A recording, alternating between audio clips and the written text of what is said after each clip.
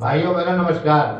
मैं अनिल तुगलवासी पूर्व सांसद अपने YouTube चैनल जन यात्रा टीवी में आप सबका बहुत बहुत स्वागत वंदन अभिनंदन करता हूं।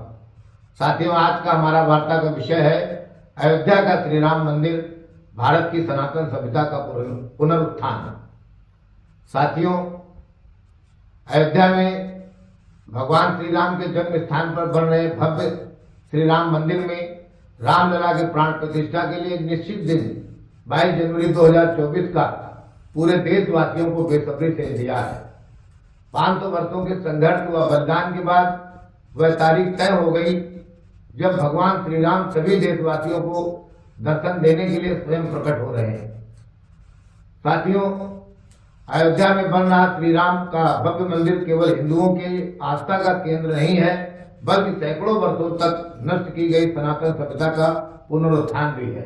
इंग्लैंड के विश्व विख्यात इतिहासकार आर्नोल्ड जे टाइनबी ने विश्व की सभ्यताओं का अध्ययन कर इस निष्कर्ष पर पहुंचे थे कि विश्व की 4 मुख्य सभ्यताएं ही बची हैं, जिनमें 3 सभ्यता में पिछली कुछ सभ्यताओं का परिवर्तित रूप है और भारतीय व हिंदू सभ्यता ही सतत सनातन सभ्यता है।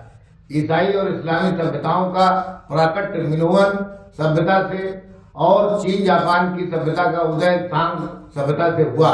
धर्म सभ्यताओं का आधार होता है और टाइनबी ने इस्लामी विध्वंस और मूर्ति खंडन पर हिंदुओं की सहिष्णुता की कड़े शब्दों में आलोचना की है और हिंदुओं की उदासीनता पर एक घटना का जिक्र किया था कि 19वीं सदी में पोलैंड पर जीत पाने के बाद वहां की कैथोलिक आबादी ने अपमानित करने हेतु रूसियों ने वर्षा के मुख्य चौराहे पर ईस्टर्न ऑर्थोडॉक्स चर्च का निर्माण करा दिया तथा जिसे प्रथम विश्व युद्ध में स्वतंत्रता पाने के बाद पोलैंड के लोगों ने ढा दिया था। टाइनबी ने एक भाषण में भारतीयों को सीधे कहा कि तुम लोगों द्वारा औरंगजेब की मस्जिदों को बख्श देने से कहीं अधिक श्रेयस्कर कार्य पोलैंड के लोगों ने किया, जिन्होंने गुलामी की प्रतीक चर्च को ढा दिया। वर्ष 1960 के टाइनबी ने शायद ही यह सोचा होगा कि एक दिन अयोध्या, काशी, मथुरा में बनी जिन मस्जिदों का वह जिक्र कर रहे थे वे एक दिन हिंदू अस्मिता की चेतना का केंद्र बनेंगे और अपमान के इन प्रतीकों के खिलाफ 1992 में जो आंदोलन अयोध्या में हुआ उसकी परिणति आज अयोध्या में श्री राम जन्मभूमि पर बन रहे भव्य मंदिर के रूप में हुई है।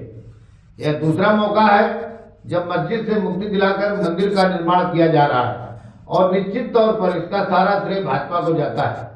इसके पहले दौलताबाद किले में अलाउद्दीन खिलजी द्वारा जैन मंदिर को तोड़कर मस्जिद का निर्माण करा दिया गया था, जिसे 1948 में हैदराबाद में पुलिस की कार्रवाई के बाद लोगों द्वारा मस्जिद गिराकर वहां भारत माता की मूर्ति लगा दी गई थी।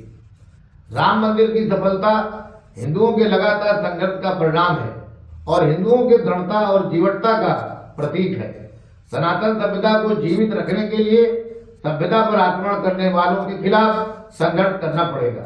हिंदू धर्म स्थलों पर लगातार इस्लामिक आक्रांताओं द्वारा हमला किया गया था और हिंदुओं द्वारा उसका साहसिक प्रतिरोध भी किया गया, जिसका परिणाम कहीं सफल रहा और कहीं असफल रहा। लेकिन लगातार हिंदुओं के संघर्ष ने हिंदू अस्तित्व को एक सभ्यता के रूप में जिंदा रखा। लंबे समय तक इस्लामी शासन ने पग पग पर हिंदुओं का अपमान किया तो यूरोपीय उपनिवेशवाद ने हिंदुओं के अंदर हीन भावना भर दी थी। स्वतंत्रता के बाद नेताओं ने हिंदुओं के साथ लंबे समय तक हुए उत्पीड़न को नकारा और हिंदू विरोध को सेक्युलरिज्म का पर्याय बना दिया।